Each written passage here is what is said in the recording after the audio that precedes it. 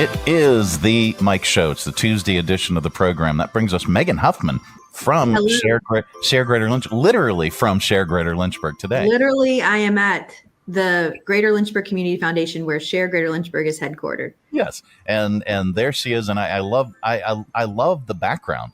I know. We had an awesome former president and CEO that selected this art, and he happens to be, I think, in the studio with you today. I did. I chose that. I'm very proud of it. I think it looks really cool. I think it does too. I really like it. And since that is the foundation and SHARE's world headquarters, it's appropriate. Yes, it is our world headquarters. We're very nice.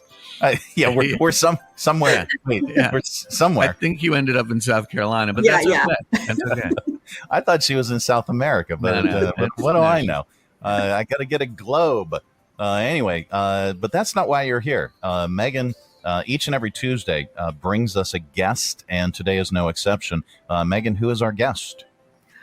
Well, much to the dismay of my husband, who can't celebrate Christmas before we celebrate Thanksgiving, a lot of individuals are turning their attention to Christmas and the holiday season right now. I've seen a number of Christmas trees going up around town, and we even have one here in the office. So I get my dose at the work during the day, since I don't have one at home yet.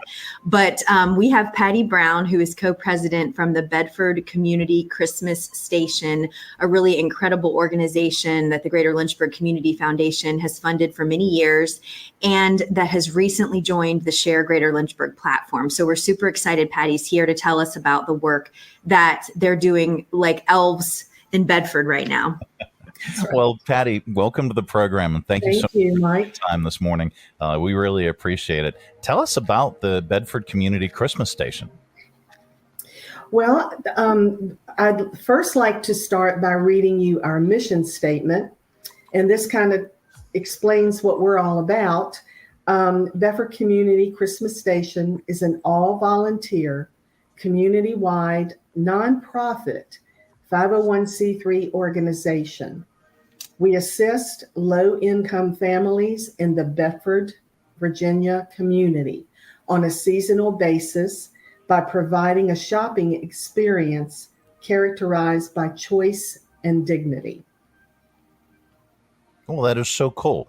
So the nuts and bolts of it, let's get into that. We've got a number of families throughout the community that need help, and especially at Christmas time, especially during the holidays, and it can be really devastating for these folks to go without, and kids especially. So tell us how you help them. Well, since 2006, the reason we named our organization the Bedford Community Christmas Station is because when we first founded the organization in 2006, this was our only program. And to this day, it continues to be our largest program. We have other programs that I may mention later that we have added to our organization through the years. For Christmas, in October, we screen applicants, and the applicants are, of course, low-income families in Bedford County, and they come to screenings, and they bring their documentation. And we go through the documentation and look at income levels, and whether or not, if they have children, if their children are in school, and so forth. They bring birth certificates and Medicaid cards and so forth, and we go through all of those documents. And then if they meet the criteria, then they are approved to come to our facility on December 5th, 7th, and 11th, and they come in to shop our facility. And I'm sorry, something fell in the background. I'm so sorry. Oh, that's fine. I was going to ask if you had a cat. No, that would completely explain everything. I'm so sorry. Something just fell. Okay. Megan, if you could, my Megan, if you could come and adjust the sunlight for me, please. Anyway, they come during those 3 days during the second week in December, and they receive gift items, clothing items, and food for their family. And again, these families are approved to come in based on their income level, and we assist them. We have volunteers who are there, usually 35 or more volunteers are there each day, that or more than that, really. And they come in and they assist those folks through the facility to receive their items. About how many folks, Patty, have you helped? Maybe not since the creation of it, but on any given year. Yes. So on this year, we will be assisting 265 families. Wow. And in those families, there are 425 children and 153 seniors and adults with disabilities. Wow. And geographically, is it just Bedford County? It is just Bedford County. Okay. Yes. Mm-hmm. All right. So you've gone through the process. Are you still interviewing families and folks? Do you take them up to the day that you open up, or how does that work? Well, we actually have finished their screening process. Okay. That ended the very latter part of October. Okay. And then our departments, our department heads and co-heads, our facility during this program is divided into departments. There's the clothing departments for children, the household department, the teen gift and toy department. There's a food pantry, and then Christmas corner. And so all of those department heads and co-heads need to fine tune their inventories, and then they get their numbers. And at that time, they go out to shop for the numbers that they are given from the results of the screenings. Okay. So we have to have time once those screenings end to be able to go out and shop and get everything in and marked and everything displayed in the departments. So we can't do that up until the time that we serve, because then that would not give us time to react and get everything set up. Absolutely. Well, it sounds like a wonderful thing that you guys have been doing. How long have you been doing this again? We started this program in 2000. Well, the organization in 2006. Okay. And this is our 18th year for our Christmas program, and we call that Christmas program Christmas Selection Express, CSX. 18th year for that.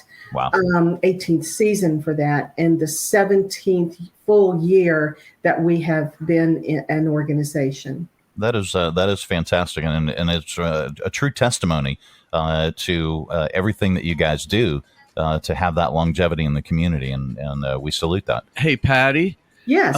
Where all the stuff that you have that you're able to provide for people, where does it come from? That is a great question. So several different ways. Number one, donations of goods. We provide lists to folks. We send out a community collection letter to organizations, churches, the schools, and they collect items for us. Monetary donations. You can come into the facility, bring a check, go on our website and donate. There's the donate button there on the website. One of the biggest ways that we earn money to support our programs, and most especially our Christmas program, is through our fundraising sales. And this is a whole different subject. But real quick, I'll explain. We open our facility, and it is a thrift store between February and the end of September. And folks in the community, not only just Bedford County, but all over, come to us, and they know they can bring their items when they clean out their attics and garages and closets and so forth. They bring us their items, and then we put them in our facility and sell them to raise money. So once Christmas is over, that whole room is cleared out from what is left after our Christmas program, and it is set up as a thrift store. And we have so many volunteers that help us process donations. As you can imagine, that is very time consuming, going through the donations. So it's like someone donating to another organization, such as Goodwill, someplace like that. But they bring it to us, and because, well, and our money that we earn, 100% goes to support the programs. That's fantastic. Do you need more volunteers? We can always use volunteers. Absolutely, Mike. And we're pretty well set for Christmas. Once again, we think about Christmas real early. So we have already called from our volunteer list, and we have scheduled our volunteers to come in during the Christmas program to escort the clients, our families, through the facility. We have folks who load cars. We have folks who check those clients in. So we have, during our Christmas program, during those 3 days, on a given day, we'll have about 80 volunteers there. That's tremendous. And that's during, 3 days. And a lot of those are different, the first day, and then the second day, different folks, third day, and so forth. Now, we do need volunteers for our fundraising sales, because on Tuesdays and Wednesdays is when we're open year round. And during that fundraising sale time frame, we definitely need volunteers to help. And the way to do that is come into the facility, and the address is 510 Blue Ridge Avenue in Bedford. And just come in on a Tuesday or a Wednesday between 10 o'clock and 4 o'clock, and they can fill out a volunteer form, and then we will give them a call and get them plugged in. That is fantastic. Well, Patty, thank you so much for taking the time and talking with us about your organization. It's the Bedford Community Christmas Station. And folks, you can learn more by visiting sharegreaterlynchburg.org. You can go onto the platform, learn about the Bedford Community Christmas Station and all the other different programs that they offer, and make a donation. Make a donation of items, make a donation, a monetary donation, and I'm sure these folks will be very, very happy for that. Yes, we will, Mike. Very, very appreciative. Absolutely. Megan, so you guys we have a lot going on this time of the year as well. Let us know. Talk about some of the upcoming events. Sure. So we're in the midst of our Give Good campaign for Greater Lynchburg Community Foundation and Share Greater Lynchburg. It's a campaign that's running all of November as we march toward Giving Tuesday on November 28th. And we are out at local events doing live remotes. We did one at Boonesboro Shopping Center last Saturday. We have one coming up, Small Business Saturday, at the Lynchburg Community Market. That's on the 25th. And we're also doing Giving Every Tuesday pop-up service opportunities. And so last week we were down at Pierce Street Community Garden and the Whirlwind Johnson Foundation on Pierce Street. Today from 3 to 5, we'll be at the Lynchburg Humane Society. We have about 10 volunteers who've signed up to help help assist at the Humane Society today. And next week we'll be at the Lynchburg Daily Bread. So these are just service opportunities for our ambassadors and community members to come out. We have 500 different individuals who have been nominated as Give Good ambassadors in our community. You'll see them around town with their purple beanie hats. And we're just highlighting them in different ways and telling their story about why they give good in this community. And that's all intended to inspire giving back from all of our neighbors and for everyone to find a special way to give back to their community through monetary gifts or gifts of their time or to a wish list. And you can find all that information on sharegreaterlynchburg.org. Absolutely. And how are things going with the foundation? Great. Yes. Tomorrow is our deadline for the Youth Philanthropy Council grant, a competitive grant. You can see up there at the top of the page, there is a youth philanthropy tab, and all of our grant applications for a $10,000 and a $5,000 grant are due tomorrow to the foundation by 4:30. Those have to be either mailed or turned in person. So I guess the mail option has passed, and you can stop by the foundation anytime before 4:30.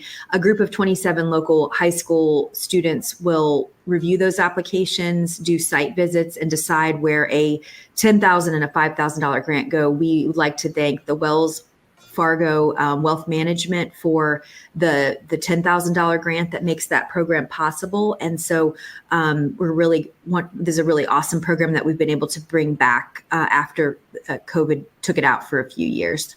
Absolutely. Well, you can learn more if you visit lynchburgfoundation.org and learn about the Youth Philanthropy Council and everything else that the Greater Lynchburg Community Foundation does. It's a tremendous organization, and we really appreciate you being part of our community. All right. Well, thank you so much, folks. Thank you, Bill, for sticking around. Yeah, you bet. Yeah, absolutely. And you can log on to sharegreaterlynchburg.org. Is it 168? 168. We're definitely going to hit 170 in the next few days. So look for that next week. That's awesome. 170 nonprofit organizations all in one place. You can learn about whatever it is that you would like to give to or volunteer or even opportunities to serve on a board. All that information is compiled on this one website. So start your search there at sharegreaterlynchburg.org. Guys, thank you so much for joining us. We really appreciate it. Thank you all so much for this opportunity.